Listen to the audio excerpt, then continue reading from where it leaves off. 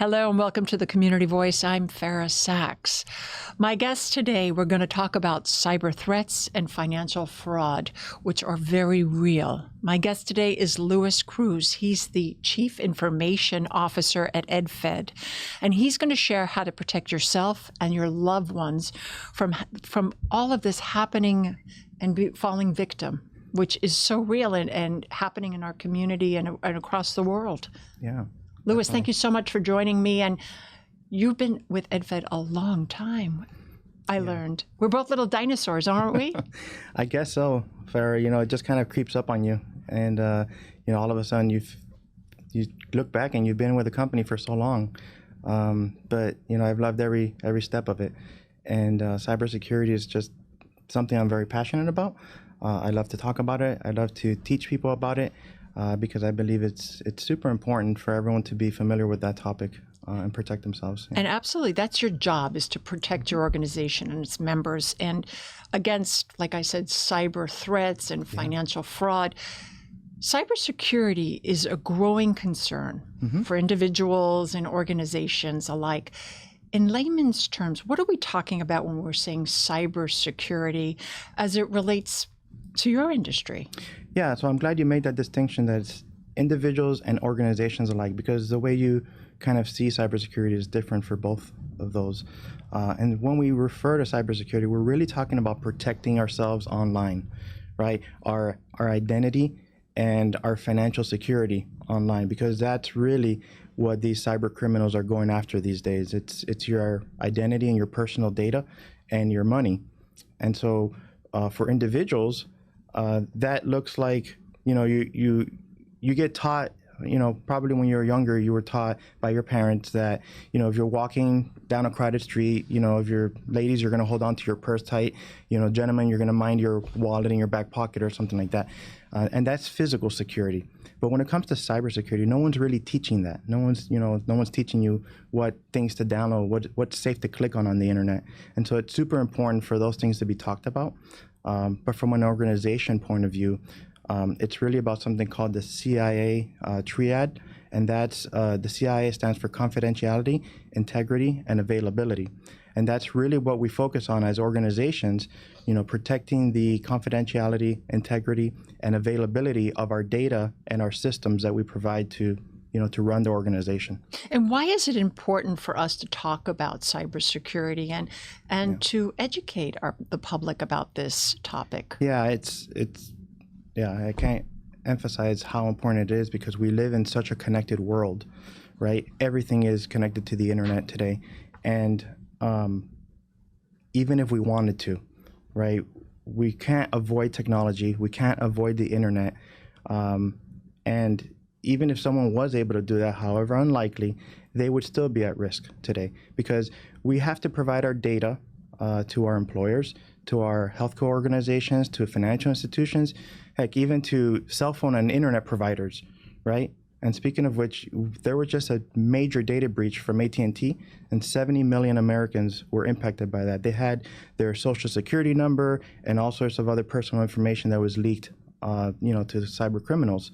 And so it's really difficult for us to avoid, just not being a part or being involved with this. We have to do everything we can. And in fact, if we can bring up the first slide, because last year there was over 2,300 cyber attacks that impacted Americans, right? Large-scale cyber attacks. And from that, the cost to Americans keeps rising year over year. The FBI tracks these statistics, and last year there was $12.5 billion in losses to Americans. And that number is just going to keep rising and rising. And the worst part about this, Farah, is that that number is largely underrepresented, because most people are too ashamed to report that they fell for a cybercrime or for a scam.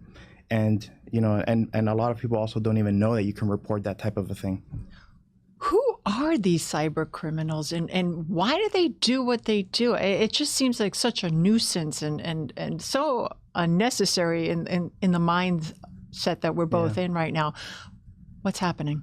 Yeah, so good question.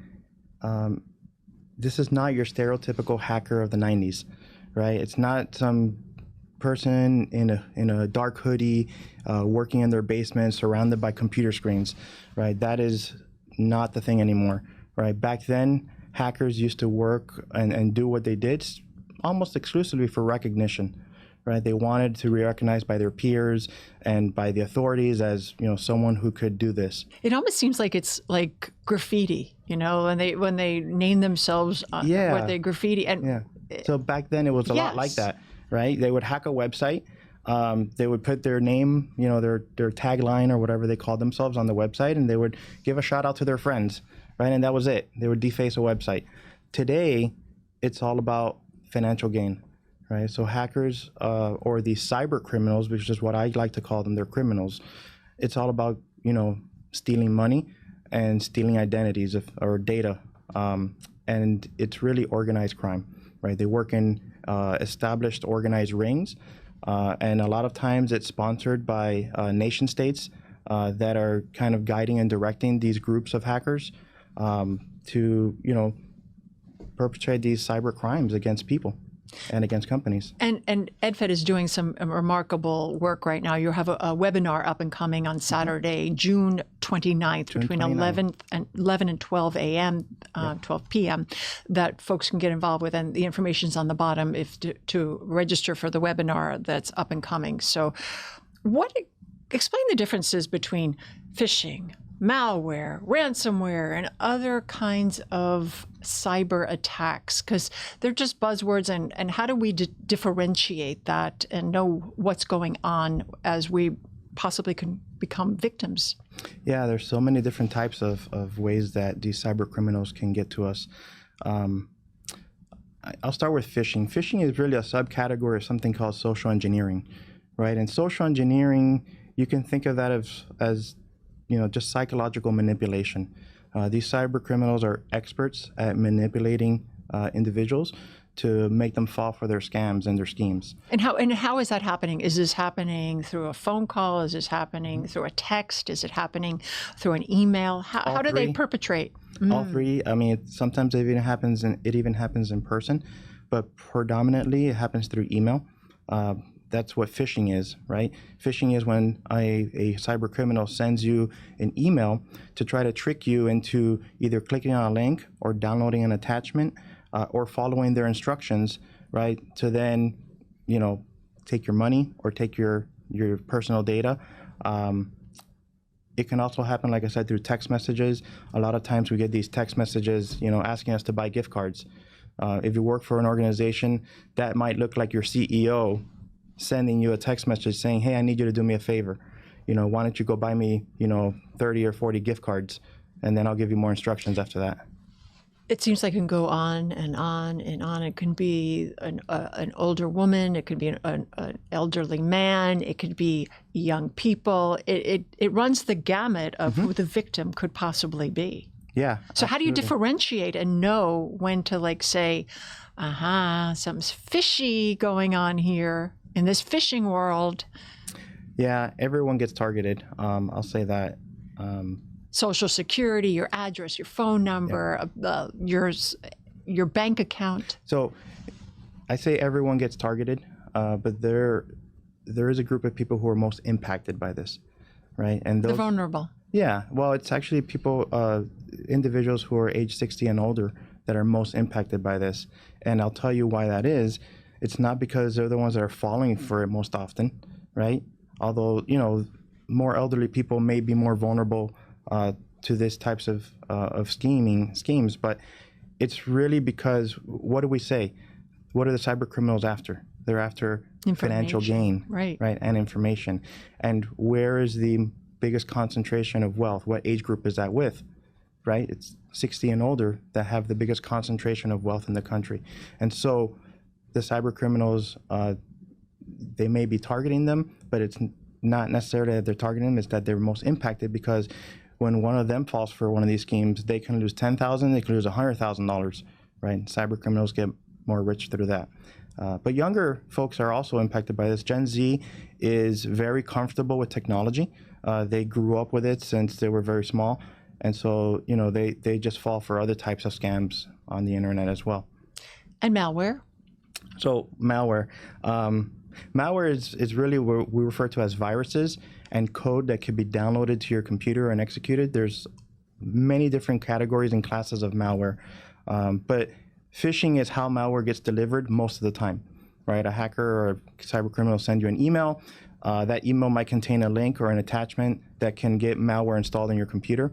And then what the malware could do is either collect your sensitive data, files and whatnot, and send that to the cyber criminals, or it can, watch all the keys that you're typing, what websites you're visiting, and send that information to the hackers. And like that, they can steal your password to your bank account and other sensitive information as well. And ransomware?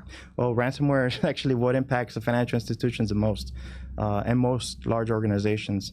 It's probably the most prevalent cyber attack that's impacting not just financial institutions, but government organizations, healthcare providers, and large organizations. The more critical the service an organization provides, the more attractive the target for a cyber criminal for ransomware. And what ransomware is a hacker is able to get into your, break through your security, either by sending a phishing email and getting one of your employees to fall for that and install that malware inside of your organization. And then the ransomware will either encrypt a whole bunch of data in your environment, or the cyber criminal will take that data and upload it to one of their servers. And essentially, the ransomware part of it is that they extort you for money. So they'll say, we won't decrypt your data, or we'll hold your data on our servers, and we're going to release that data unless you pay us a certain sum of money. It gets crazier and crazier, doesn't it? And really go down the rabbit hole. And the worst part of it is? The worst part of it is that you're working with criminals. And so, you're working against criminals. Well, when you're in this ransomware negotiation, you're working with criminals. And, there's that saying, there's no honor among thieves. So even if your company decides that they're going to pay a ransom to clear up their data, that doesn't mean that they're going to necessarily release your data or give you back your data. Right? You can pay the ransom and they may still release it to the internet or sell it on the dark web. Amazing. It's amazing. What is the most common type of cyber crime that you're seeing? So it's social engineering by far, right? Because that's kind of like the first step. And when we talk about social engineering, phishing, email social engineering is the most common type. But it really depends kind of on the age group or the generation. What is most prevalent for each age group. So when you're talking about younger generations, you're talking about maybe social media scams, ads on social media that advertise products for 75% off. And then the cyber criminal wants you to pay them directly through Zelle or some other means, right? That's where the person can't recover their money back once they've sent it, and then they never get what they paid for. There's also employment scams. That's another popular one for younger generations. What is that? So these cyber criminals will post fake job listings, particularly for remote work and work where there's little to no experience required. They usually attract younger generations by offering high pay, very flexible schedules. And then the whole thing of it is that they want you to apply, because when you apply, you're providing all of your personal data. All your information. Yeah, and so you're just giving it to them at that point. How do we protect ourselves? Yeah. Besides coming to your webinar on June 29th between 11 and 12. Yeah, so there's actually a lot of things that we can do to protect ourselves. Email security, like being very conscious about how you read your email and what you open is one of the most important things. Because like we talked about, phishing and social engineering through phishing and email is the most common way for cyber criminals to get you. And so don't open emails that where you don't know where they came from. Don't click on links or attachments, certainly, for emails you weren't expecting. Right. And even if you get an email from someone you do know, if that email contains information or what's in the body of the email seems way out of character or weird for the person who sent it to you, you got to question that. Right? Call that person and say, did you send this to me? Because one of the most common things that happens is that hackers will take over somebody's email account and then send to their contact list, right? Because you know this person, you're getting an email from someone you know, and then you fall for that. It could go in so many directions. Yeah, it certainly can.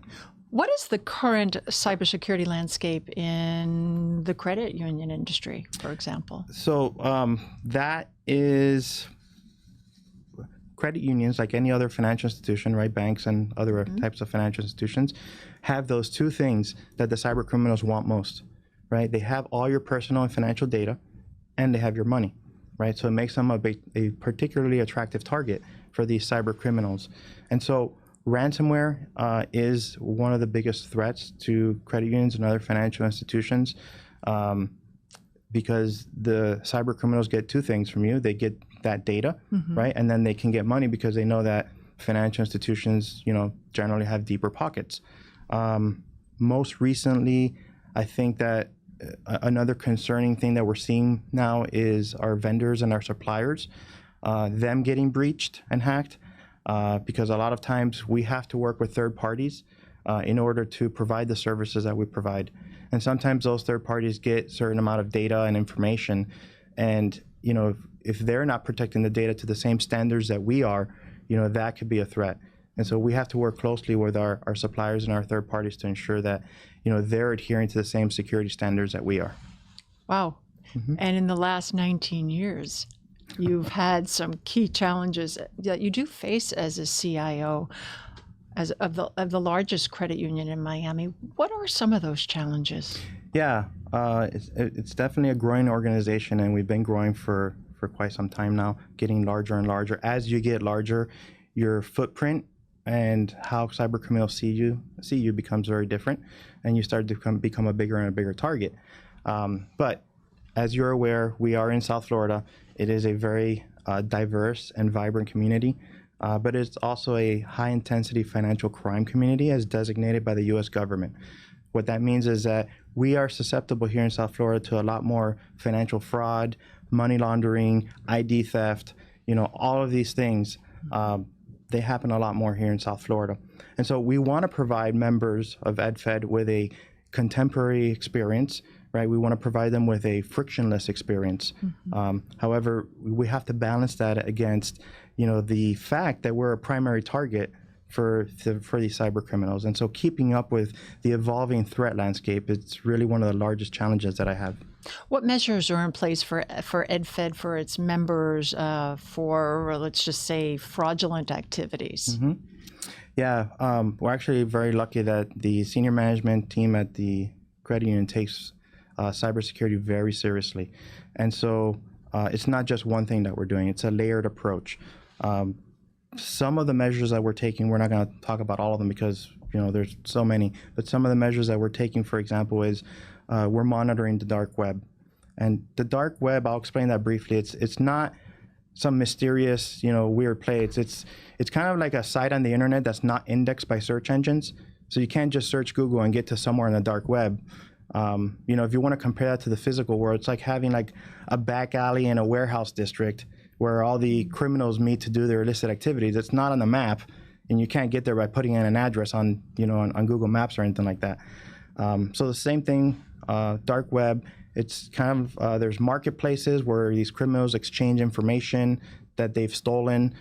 They sell information, they trade it there. So we monitor that, and we look for our members' information. And if we see our members' information on the dark web, for example, hackers may have a list of credit card numbers that belong to our members. We take immediate action to make sure that those credit cards are, reissued with the new credit card numbers to our members, and that the old ones are blocked, so that if those cyber criminals are able to sell that information on the dark web, it really can't be used to affect our members. And you have over 100,000 members. Yeah, 100,000 members. Kudos to EdFed for that. That's wonderful. And what do you do to protect those risks? Like you monitor, and what are some of the best practices for online security? Yeah. So in other words, you don't know, you don't answer the email if it looks fishy. Yeah. So be careful with email security. We talked about that one already. Right. But we also said that phishing can come through text and voice calls. And one of the things that's going on today is that AI is becoming a very large part of cybersecurity as well. And so with today's technology, these cyber criminals can clone voices, and they're using that with voice phishing to trick people, and so they're using that for, extortion, and, they're doing fake kidnappings where they'll clone the voice of a parent or a child, and then, let's say they clone the voice of a child, and that child calls the parent and says that they've been kidnapped, right? And so now we're starting to see how more advanced technology, these cyber criminals are using that, like AI and other types of technologies, to continue their nefarious activities, and it's just very difficult to stay on top of it. Absolutely. And we there's a rise of digital banking and online banking to really online services to really make it so convenient. What do you do to implement that so that your folks are all safe and get the job done without, and very convenient in your 8 locations? Yeah, safe and secure. That's how we like it. Absolutely. So yeah, the rise of digital banking, right? That's it's actually been around for 30 years. I started thinking about this, and the first online banking was brought online in 1994 by Stanford University's credit union, Stanford Federal Credit Union, right? And it was very rudimentary back then, right? Think of the internet in 1994, right? Like America Online, I don't know, 3.0, 2.0, whatever. And the computers were loud and hot and took up the whole room. And you had the modems with the little buzzing noise and all that. But that's how you got mail. Online banking was done back then. And Stanford Federal Credit Union was the first one to put it in 30 years ago. EdFed, we put in our digital banking system in the early 2000s. And so, a little over 20 years ago at this point. And we consider it a very mature technology at this point. And so, yeah, cybersecurity requirements for those types of technology are there.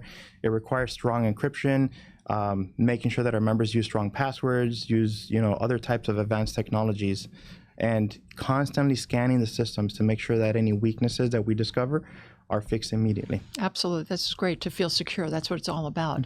Success stories. Let's talk about success stories of how EdFed might have implemented or averted a problem in this wonderful malware, phishing, cybersecurity, financial fraud. Phishing, we'll pick that one. Okay, I just let you pick it. Yeah, so we'll do this. One of the things that we're doing to make sure that our members are protected, right? So we'll consider this a success story, is we can do a lot internally to prevent phishing emails from getting to our employees, right? We have all sorts of security measures in place. We have a strong training program to make sure that employees understand what phishing emails look like and that they don't click on those, even if they get to the inbox. But there's really little we can do to protect our members from getting phishing emails in their personal inboxes, right? So what we are doing is we are scanning the entire internet for fake EdFed 24/7, right, which is our digital banking platform websites.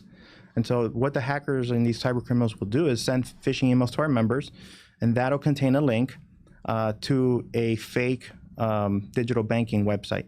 And what these criminals will go, and they're very good, they'll clone our entire website, and they'll create a new website that looks identical to ours. And then that phishing link will send our members to that fake website, and then they'll try to convince the member to log in, either by telling them in the phishing email, hey, we detected fraud on your account. We need you to log in to verify this activity, right? They scare them, manipulation tactics. And so what we're doing is scanning the internet to try to find these fake websites before our members can get to them. So when they click on those links, they're useless. That's perfect. And what advice in the time that we have left would you give individuals to better protect themselves against these threats? Yeah, so use strong passwords, strong and long. The longer the password, the better, okay? And then use multi-factor authentication. So if we could bring up that other slide, I'll kind of explain this briefly. Multi-factor authentication, it's also known as MFA, or sometimes it's called 2FA. And it's really multiple factors to authenticate your identity, right? And so you can either have something which could be like a password, or something you have, which could be like a key or a smartphone where you get a code on it, right, texted to you, or it's something you are, right? So something you know, something you have, or something you are. Something you are could be like a fingerprint or a facial scan, right? And the thing with MFA is you have to have 2 of those in order to validate your identity and get through to log in. And so mostly all systems that you log into nowadays support MFA, and so we encourage that you enable that and use it. Another thing that I'll say for people to protect themselves is assume that your information is already out there. Too many large companies have been breached, and it's just getting worse and worse, right? I could rattle off the top of my head, 5 or 6 companies where they've had over 100 million people's information that has been out there, been exposed. There are about 360 million or so people that live in the United States. And I think last year there was like 343 million who had their information exposed on the internet due to breaches of large companies. So assume your information is out there, and the way you protect yourself from that is if a company notifies you that you've been part of a breach, they're required to provide credit monitoring services. Take them up on that offer, right? Absolutely. Take them up on that offer. It's better to err on the side of caution than anything else. And I just want to thank you for your time because we're out of time. Oh, it's fine. But it is amazing how it flies, right? But, it does. But webinar is happening on June 29th between 11 and 12, and all the information is on the bottom. And again, if you're interested in becoming a member of EdFed and join the 100,000 strong other members who have saved and earned, becoming a member is very, very easy. Just visit 88 of their branch locations, including their first location in Broward County, which is currently open in Miramar, off the Miramar Park Place Shopping Center. Right. So thank you so much again for joining me today. And it was a pleasure. I learned so much, and to keep our identities and ourselves and our loved ones safe. Thank you, Fara. I appreciate it. I really had a great time talking to you today. I did too. It's the first time we've met, and your team is amazing. EdFed is a great company. They are wonderful sponsors and supporters of community newspapers over the year, and your team is phenomenal, and personalized service is what it's all about, and keeping us safe in our community. So thank you for joining me, and I want to thank you for joining us today on The Community Voice. I'm Fara Sax. Until next time, take care of yourselves and each other. Have a great day. And a special thank you to Julian Chang, who now has a second location in Pinecrest. Go visit his boutique for all your clothing and accessory needs.